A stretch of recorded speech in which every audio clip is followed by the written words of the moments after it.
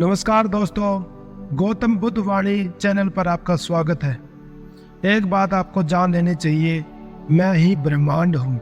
ये सच है कि एक इंसान के भीतर पूरा ब्रह्मांड बसता है, लेकिन समस्या तब पैदा होती है जब वो खुद पर विश्वास नहीं कर पाता, इसलिए जीवन में कभी सफल नहीं हो पाता।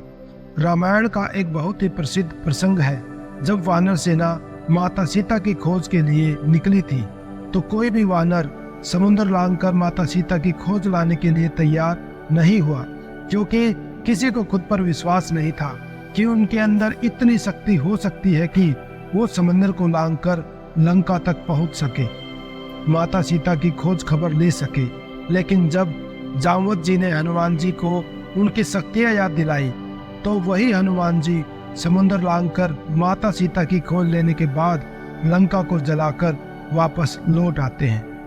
इसी प्रकार दुनिया में बहुत सारे लोग अपनी शक्तियों को भूल जाते हैं। उन्हें याद ही नहीं रहता कि वो असीम संभावनाओं के साथ पैदा हुए हैं, और धीरे धीरे खुद पर विश्वास करने से ज्यादा वो दूसरों की बातों पर विश्वास करने लगते हैं, और बस वहीं पर उन्हें धोखे मिलने शुरू हो जाते हैं। दोस्तों, आज की जो कहानी आप लोगों को सुनाने वाला हूँ, उससे आपको ये पता चलेगा कि एक इंसान खुद पर से कैसे विश्वास खो देता है, क्यों वो खुद की शक्तियों को भूल जाता है, और वो कौन से तरीके होते हैं जिनसे अपनी शक्तियों को दोबारा से याद किया जा सकता है और अपने जीवन में फिर से सफल हुआ जा सकता है। तो चलिए कहानी शुरू करते हैं। दोस्तों, आगे बढ़ने से पहले आपसे रिक्वेस्ट है कि हमारे चैनल को आप प्लीज सब्सक्राइब करें और वीडियो को लाइक भी करें। एक बार की बात है, एक गुरु अपने शिष्यों को एक कहानी सुनाते हैं। एक सम्राट अपने महल के अंदर बड़ी असमंजस की स्थिति में चक्कर लगा रहा था। कभी वो अपनी राजगद्दी पर बैठ जाता, कभी अपनी दाढ़ी खुजलाता और फिर से चक्कर लगाने लगता। सम्राट को इतना चिंतित देखकर उसकी पत्नी उसके पास पहुंची। वो उनसे पूछती है कि महाराज, आज आप बड़ी चिंता में दिख रहे हैं। आखिर ऐसा क्या हुआ? आपको क्या चिंता खाए जा रही है जो आप रात में सो भी नहीं पा रहे हैं? बहुत समय से मैं आपको देख रही हूँ। शायद आप किसी बड़ी उलझन में हैं, लेकिन वो उलझन क्या हो सकती है? हमारा साम्राज्य तो बड़े अच्छे से चल रहा है, किसी बात की कोई फिक्र नहीं है, तो आपकी नींद किस चिंता की वजह से उड़ी हुई है? अगर आप मुझे बताने की कृपा करेंगे तो शायद मैं कुछ सुझाव दे सकूं, जिससे कि आपकी उलझन दूर हो सके। सम्राट बड़े दुखी मन से कहता है कि रानी, मैं तुम्हें क्या बताऊं? मेरी समस्या ऐसी है जिसे कोई भी हल नहीं कर सकता। सम्राट ने आगे कहा कि तुम तो जानती ही हो, हमारा सिर्फ एक बेटा है, और उसी पुत्र के भविष्य की चिंता मुझे सताए जा रही है। उसमें इतना सामर्थ्य नहीं है, वो बहुत भोला भाला है। मुझे यही चिंता सता रही है कि मेरे जाने के बाद वो किस प्रकार इस राज्य को चला पाएगा। कहीं ऐसा ना हो जाए कि मेरे मरने के बाद कोई मंत्री उसके साथ धोखाधड़ी करके पूरा राज्य खुद हड़प ले। क्या करूं, क्या ना करूं, कुछ समझ नहीं आता। सम्राट का बेटा बचपन में शारीरिक रूप से बड़ा दुर्बल था।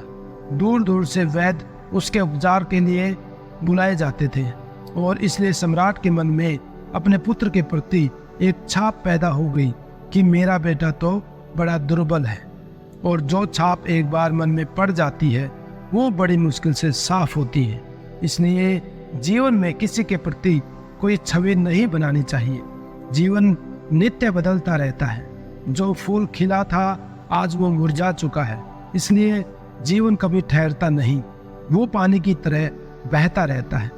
जब सम्राट के बेटे को ये एहसास हुआ कि उसका पिता उसे दुर्बल समझता है, दूसरों से कमजोर मानता है, तो उसके बाद उसके बेटे ने मेहनत करनी शुरू कर दी, और कुछ ही सालों में वो शारीरिक रूप से बहुत मजबूत हो गया।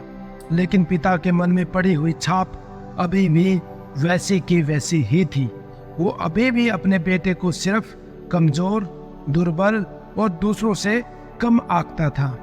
अक्सर ऐसा होता है कि बहुत सारे माता पिता अपने बेटे को दूसरों से कम समझते हैं, इसलिए वो बार बार दूसरों का उदाहरण उन्हें देते हैं, जिससे उनके बेटे के मन में उन लोगों के प्रति ईर्ष्या पैदा होने लगती है।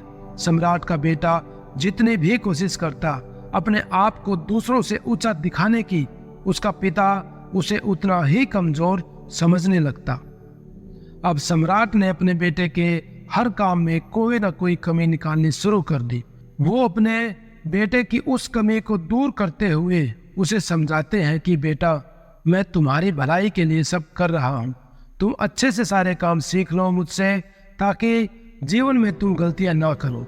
धीरे धीरे सम्राट के बेटे को ऐसा लगने लगा कि मेरा पिता मुझे नीचा दिखाना चाहते हैं, और इस सोच के कारण उसकी ईर्ष्या अपने पिता के प्रति और ज्यादा बढ़ गई।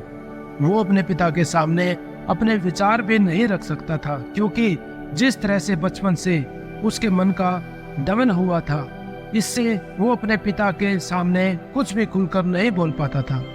अगर सम्राट का बेटा अपने पिता से अपने मन की बात कर लेता तो शायद वो घटना टल सकती थी, जो उस साम्राज्य के इतिहास के पन्नों में हमेशा के लिए दर्ज हो गई।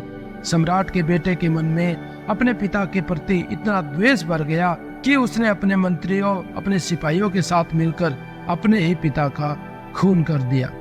उसके अंदर जो नफरत थी वो राजा के मरने के बाद भी शांत नहीं हो रही थी, इसलिए वो बार बार चिल्लाता था कि मैं दूसरों से ज्यादा बेहतर हूँ, मैं आपसे भी बेहतर था, लेकिन आपने कभी मुझ पर यकीन नहीं किया। ये कहानी सुनाने के बाद गुरु ने अपने शिष्य से पूछा कि इस कहानी से तुम्हें क्या शिक्षा मिलती है? क्या जो कुछ हुआ वो किसी तरीके से टल सकता था? संध्या का समय था, आसमान में सूर्यास्त हो रहा था, पक्षी अपने घोंसलों की तरफ वापस लौट रहे थे। गुरु हर रोज अपने शिष्यों को एक कहानी सुनाते थे और उस कहानी के माध्यम से उन्हें शिक्षा दिया करते थे। सम्राट की ये कहानी सुनने के बाद एक शिष्य ने खड़े होकर गुरु से कहा कि गुरुजी, हर पिता अपने पुत्र से प्रेम तो करता ही है, इसलिए अपने बेटे को बेहतर बनाने के लिए उसकी कमियां निकालता है, उसे अपनी सीख देता है, अपने जीवन के अनुभव उसके साथ साझा करता है। तो इसमें उसके बेटे को इतनी ईर्ष्या, इतना गुस्सा करने की क्या आवश्यकता थी? इस पर दूसरे शिष्य ने खड़े होकर कहा कि गुरुदेव, ज्ञान और कमियां सही समय, सही वक्त और सही जगह देखकर दिया जाना चाहिए, तभी उसका सही उपयोग होता है। दूसरों के सामने अपने बेटे की बेइज्जती करना, दूसरों के सामने अपने पुत्र को नीचा दिखाना, उसे दूसरों से कम बताना, दूसरों के सामने चर्चा करना कि मेरा बेटा तो कमजोर है, इससे उस पुत्र के मन में ईर्ष्या का भाव पैदा होना स्वाभाविक था। शायद उस सम्राट ने दूसरों के सामने अपने बेटे को कुछ कहा होगा, उसकी बेइज्जती की होगी, उसको कम बताया होगा दूसरों से, और इसी कारण से उसके पुत्र के मन में उसके प्रति कोई कांटा चुभ गया होगा। यह सुनकर एक और शिष्य ने उत्तर दिया। उसने कहा कि गुरुदेव, हमेशा किसी इंसान की कमियां निकालने की जगह कभी कभी उसको शाबाशी भी देनी चाहिए, ताकि उसे ऐसा ना लगे कि सिर्फ मेरी कमियां मुझे बताई जा रही हैं। इसके विपरीत उसे ऐसा लगे कि मेरे अच्छे काम की सराहना भी होती है, ताकि उस इंसान के मन में एक प्रेम भाव का उदय हो सके। तभी तो उसे ये एहसास होगा कि जो मेरी कमियां निकाली जा रही हैं वो मुझे दूसरों से नीचा दिखाने के लिए नहीं, बल्कि मुझे बेहतर बनाने के लिए निकाली जा रही है। सबकी सोच जानने के बाद गुरु ने कहना शुरू किया। गुरु ने कहा कि हर एक इंसान इस दुनिया में असीम संभावनाओं के साथ पैदा होता है, लेकिन हमारा समाज हमेशा किसी इंसान की संभावनाओं को देखने की बजाय उसकी कमियां देखता है, और बार बार किसी की कमियां उसके सामने रखने के बाद उस इंसान का खुद पर से विश्वास उठता चला जाता है। कमियां बताना इतना आवश्यक नहीं होता जितना कि उन कमियों को दिखाना। जब तक किसी इंसान को खुद ये एहसास ना हो जाए कि वो कुछ गलती कर रहा है, उसमें कुछ कमी है, तब तक आप उसे कितना भी समझा लें, उसे कुछ समझ में नहीं आएगा। मान लीजिए कि कोई आदमी किसी पौधे में पानी दे रहा है और आपको पता है कि वो पौधे में ठीक तरह से पानी नहीं दे रहा, और आप खड़े होकर ही देख रहे हैं, तो सबसे पहली बात उसे आप ये कहोगे कि आप पौधे में ठीक से पानी नहीं दे रहे हैं, तो उसको कुछ समझ नहीं आएगा। लेकिन अगर आप खुद पानी देकर उसे दिखाएंगे तो उसे समझ में आने की संभावना ज़्यादा बढ़ जाती है। तब उसे ये एहसास होगा कि वो गलती कर रहा था, लेकिन ये समाज सिर्फ ये बता देता है कि तुम गलती कर रहे हो, लेकिन उसे ये दिखाता नहीं है ये गलती किस तरह से ठीक की जा सकती है। एक बात और जान लेना आवश्यक होता है कि एक पिता का अपना अभिमान होता है। उसे ये लगता है कि वो उससे उम्र में ज़्यादा है, इसलिए जीवन का अनुभव जितना उसके पास है इतना दूसरों के पास नहीं, इतना उसके बेटे के पास नहीं है, और इसलिए वो हमेशा अपने आप को सही समझता है, चाहे वो गलत ही क्यों ना हो। और इसके विपरीत जो कम उम्र का उसका बेटा है, उसकी हर बात उसे गलत लगती है, उसमें कुछ ना कुछ कमी लगती है, लेकिन अनुभव उम्र बढ़ने से नहीं आता है, वो तो सही समझ, सही होश पैदा करने से आता है। कम उम्र का इंसान भी ज़्यादा अनुभवी हो सकता है अगर वो सचेत है, जागा हुआ है तो।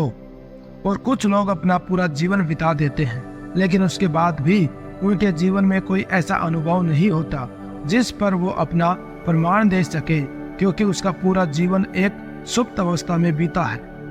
तभी तो कुछ इंसान ऐसे होते हैं जो एक ही गलती को बार बार दोहराते रहते हैं। तो क्या आप ऐसे इंसान को अनुभवी कह सकते हैं जो एक ही गलती बार बार कर रहा है?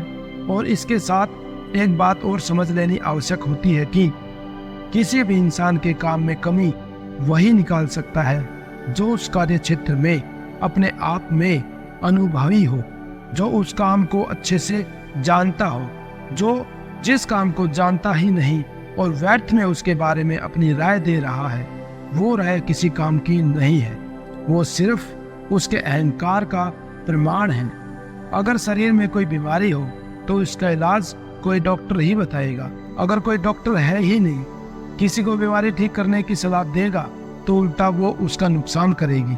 अगर सम्राट एक बार भी अपने बेटे की जगह खुद को रखकर देखता तो उसे एहसास हो पाता कि उसके बेटे के अंदर कितना दर्द है, कितना गुस्सा है, और वो गुस्सा किस वजह से है वो ये भी समझ पाता।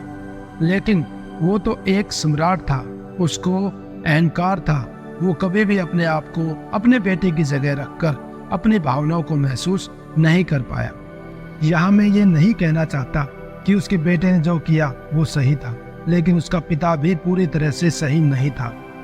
शायद उसकी परवरिश में ही कोई कमी थी, इसी वजह से उसको ऐसा परिणाम भुगतना पड़ा। और अगर आप किसी इंसान की बार बार कमियां दिखाते रहोगे तो वो अपनी असीम संभावनाओं को कभी नहीं जान पाएगा। और इसके विपरीत अगर आप हमेशा किसी इंसान को गलत काम के लिए भी शाबाशी देते रहोगे तो वो अहंकार से लिप्त हो जाएगा, वो गलत काम को भी सही मानने लगेगा। इसलिए बड़ी सतर्कता के साथ उसका सही मार्गदर्शन करना अति आवश्यक होता है। कमियां भी बताना होता है और अच्छे काम के लिए शाबाशी भी देना होता है। दोनों बातें बहुत जरूरी होती हैं। अगर आप सिक्के का सिर्फ एक पहलू पकड़कर चल रहे हैं तो आप अपने आप को मुसीबत में डाल लोगे। किसी को भी मजबूत बनने का सबसे अच्छा तरीका यही है कि तुम खुद पर उसका विश्वास कायम कर दो। अगर उसका खुद पर विश्वास बन गया तो वो किसी भी कठिन परिस्थिति को अपने अनुसार ठीक कर सकता है। और इसके विपरीत अगर किसी इंसान को बर्बाद करना हो तो उसके ऊपर से विश्वास उठा दो, तो वो जीवन में कभी भी कुछ कर नहीं पाएगा। आत्मविश्वास सबसे बड़ा मूल मंत्र है जो एक इंसान को जीवन में सफल बना सकता है। लेकिन सबसे बड़ा सवाल यही है कि उस आत्मविश्वास को पैदा कैसे किया जाए, और वो होता है निरंतर अभ्यास से। जब आप बार बार किसी भी चीज का, कोई भी कार्य जो आप करते हो उसका निरंतर अभ्यास करते हैं, जीवन की कठिन परिस्थितियों को झेलते हैं, उनसे पार उतरते हैं, तो धीरे धीरे आपको बड़े से बड़ी मुसीबत भी छोटी लगने लगती है। तुम चलना शुरू तो करो, रास्ते अपने आप बन जाते हैं। लेकिन कुछ लोग सिर्फ रास्ते के बारे में सोचकर ही सोच विचार में पड़े रहते हैं कि रास्ता कितना कठिन होगा, मैं कैसे पार करूंगा, और इसलिए वो जीवन में कभी एक कदम भी आगे नहीं बढ़ा पाते, वो शुरुआत ही नहीं कर पाते। इसलिए रास्ते की चिंता छोड़ो, वो अपने आप बन जाएगा। बस तुम ध्यान पूर्वक, होश पूर्वक अपना पहला कदम तो बढ़ाओ। जीवन बड़ा रहस्यमय है, कोई नहीं जानता कि आने वाला पल आपके जीवन में क्या लेकर आएगा। वो असीम खुशियाँ भी ला सकता है या फिर असीम दुख भी आपके जीवन में भर सकता है। इसलिए भविष्य की रास्ते की चिंता करना बिल्कुल व्यर्थ होता है। हमारे पास है सिर्फ कुछ पल जो हम वर्तमान में जी रहे हैं, बस उन्हें जी भर के जियो। कल की फिक्र में अपने आप को बर्बाद मत करो और अतीत की यादों से खुद के मन में पश्चाताप के भाव मत भरो। जीवन में अच्छे और बुरे दोनों अनुभव होते हैं और वही परिपूर्ण जीवन कहलाता है। सिर्फ एक तरीके का अनुभव, सिर्फ अच्छा अनुभव आपके जीवन को परिपूर्ण नहीं बना सकता। ये सिक्के के दो पहलू होते हैं और सिक्का तभी परिपूर्ण होगा जब दोनों पहलू साथ रहेंगे। बुरे अनुभव से ही पार उतर के अच्छे अनुभव जीवन में पैदा किए जाते हैं। जो इस रहस्य को जानता है वो जीवन में चलता रहता है, कभी नहीं रुकता, चाहे कितनी भी कठिन परिस्थितियां क्यों ना हो। और जो सिर्फ रास्ते के बारे में ही सोचकर चिंता में पड़ा रहता है वो जीवन में कोई नई शुरुआत नहीं कर पाता। एक तरीके का जीवन उसी तरह सुबह उठना, काम करना, रात में सो जाना। अगर जीवन में कुछ अलग करना है तो अनजाने रास्तों पे बिना डरे हुए आगे बढ़ते जाओ और आखिर में जीत तुम्हारी होगी। दोस्तों, हमें अपने जीवन में आगे बढ़ते रहना चाहिए। मंजिल एक ना एक दिन जरूर मिलती है, क्योंकि कोशिश करने वालों की कभी हार नहीं होती। अगर आपको दोस्तों ये वीडियो अच्छी लगी हो तो हमारे चैनल को सब्सक्राइब करें, वीडियो को लाइक करें और दोस्तों मिलते हैं आपसे एक और नई वीडियो के साथ। पूरी वीडियो देखने के लिए आपका दिल से धन्यवाद दोस्तों।